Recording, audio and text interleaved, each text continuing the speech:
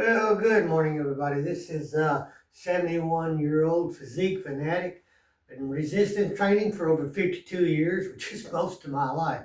But this is what I'm looking like today. I am on TRT. I started TRT September of last year, and I didn't get this looking this way on TRT. I do 75 milligrams a week, and I consider that as a medical dosage.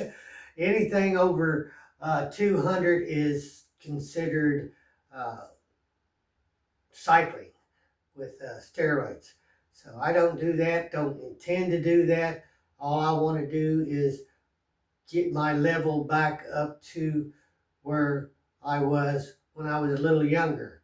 So, and you can go back and look at my other videos and see there's not a whole lot of difference. I've had the same physique most of my life. And I've done that because I'm really consistent in going to the gym and working out and eating right, and not all the time. I'm not a saint. I can't do things consistently all the time, and that's a normal human being. I live like a normal human being. I'm not. I don't compete. I don't want to compete because I don't want to go through all that bulking and dieting and stuff like that. I just want to live as healthy as long as I can and enjoy myself as long as I can. This is how I choose to do it. People choose to make choices how they want to live. That is their prerogative. So this is how I choose how to live. It's up to you. Individuals are different. So I just want to show what is possible. If you choose to live the way I live, then this is what you can expect when you get into your 70s and hopefully into my 80s. We'll see when I get there.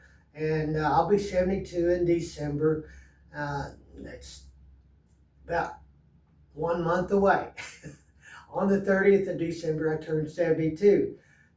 So I will try to maintain my physique through my 70s into my 80s. Hopefully, I will be able to. Now, I've been doing a strange kind of diet for the past, well, since the 10th of this month. I've gone from 152 to 148.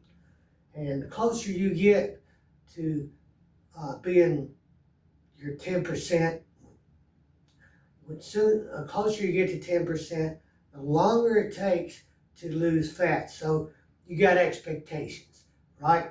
So it's just like anybody else losing weight. If you're 220, want to get down to 180, then you start dieting, and then you develop a certain amount of expectations of seeing changes on the scale. But the first part you're going to start losing is your visceral fat, right? Your visceral fat will go first, and you will not see no change, pretty much absolutely no change in kind of muscle definition or anything. No matter how hard you work out at the gym, no matter how long you've been dieting, you're not going to see a whole lot of definition until you get that subcutaneous fat is gone. So, and you got your organs, and they're surrounded by fat, and that's surrounded by fascia. It's about like saran wrap. It holds all your guts in there and stuff, and that fat around your organs. So if you're jumping up and down, your your organs aren't going to be moving everywhere. So you got that fat in there, and that's putting a strain on that fascia too. So and it's obstructing blood flow to those organs. Subcutaneous fat is the worst fat you can have. It's the most unhealthy fat you can have.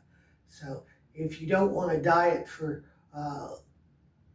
your fat that you can see, you need to do it for the fat you can't see. After you get rid of that subcutaneous fat, then you can work on your visceral fat. No, I say that wrong. After you get rid of your visceral fat, I get visceral, subcutaneous mixed up all the time. Your visceral fat is what you got to get first. Get that out of the way. I'm not perfect. I try not to be perfect. It's boring. So get rid of your visceral fat first. Then the subcutaneous fat. While I'm here, I want to ask everybody to go ahead, subscribe. It doesn't cost anything. And this helps me get my message out to other senior citizens. I do not consider myself a senior citizen yet because I'm healthy. I'm very healthy for my age. I'm super healthy. So, this is what I want to show everybody. Go ahead and subscribe, comment, like, and share, all that stuff. I want to get that out of the way at the first video because I'm not sure how long you're going to watch the whole thing. So please go ahead and do that. I'm not making any money. I don't get money for this. I don't advertise. I don't put up bullshit videos just to advertise something. You see all these videos come up and they got these people, they talk to these people, and experts, and they got these charts, all this garbage, and everybody's got their opinion on different types of diets and stuff. So, and I do too. So, but I'm not selling anything. I'm not selling any medicine, any kind of pills, anything. I'm just selling an idea to people, and I'm not making a dime off this. So, I do this because I'm a good person. I am a good person, and I try to be a good person every day, and I help people whenever I can help them. So this is how I live my life. I'm not super religious either. I'm just me being who I am, and being a good person is who I want to be. I want to be an a-hole out here destroying other people's lives.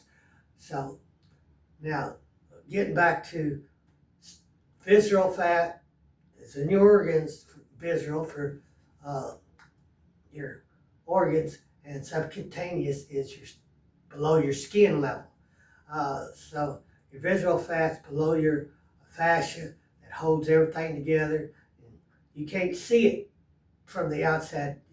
You have to get a MRI or something to see what kind of visceral fat you got. But after that is gone, that always goes first. You got to get that gone first before you see any improvements. When you see improvements, when you see improvements around your muscles and stuff, that tells you your visceral fat is pretty much diminished. It's always going to be a little bit, but you've already gotten most part out of it. I say 80-90% of it gone. Then you got your subcutaneous fat around your muscles, and you need to get rid of that fat surrounding your muscles, and that's just for aesthetics. So if you enjoy being, but if you got a lot of subcutaneous fat, that means you got a lot of visceral fat. You can look at somebody who's healthy like this and see they don't have very much visceral fat. So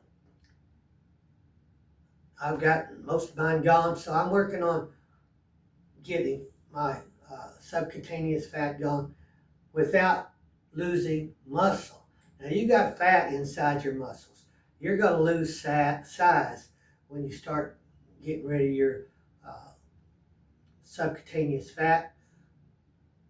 So I'm dieting in a way, I hope that I'm not losing very much muscle. So I can tell my sleeves on my shirts are not as tight as they were when I was 152. I was 152 on the 10th of this month. Now, day's 26, I'm 148. Now, close, like I said, closer to 10% you get, the harder it is to take off weight. But like if you're 120, you want to get to 180, you're working on that visceral fat, get rid of that, you'll see weight go down. Weight will go down. When you're heavier, you can lose weight faster. That's the plus point, because you're walking around with 220 pounds. It's like going to the gym and working out with 220 pounds. Just walking around and walking and doing the NEAT, not exercise activity thermogenesis. That is very key. That is one of the biggest keys to losing weight, losing fat. I hate saying losing weight because I don't mind being heavier as long as that weight is muscle, not fat. So you want to lose fat, not particularly weight. And you gauge your fat loss by your clothes. I'm telling you, the scales will lie to you. It'll measure water too. So you can have water contact and still be losing fat. So, and what I did, and I want to show you what I did. This is, I want to get this out of the way. This is my posing section of 71-year-old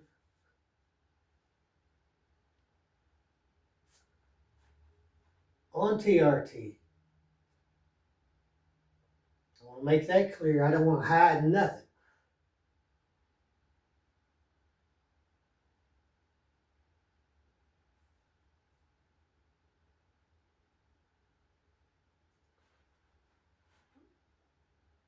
I'm not here to hide anything, to sell anything.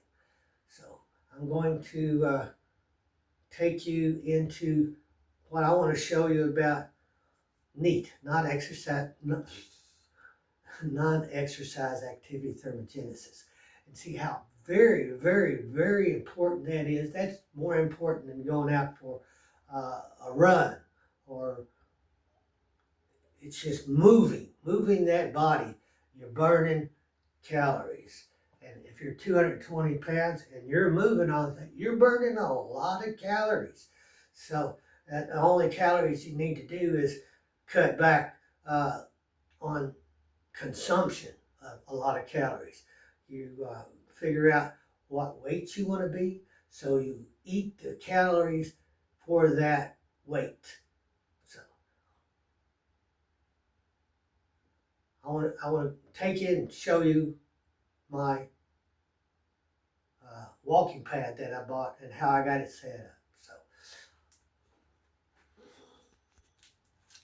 So back again.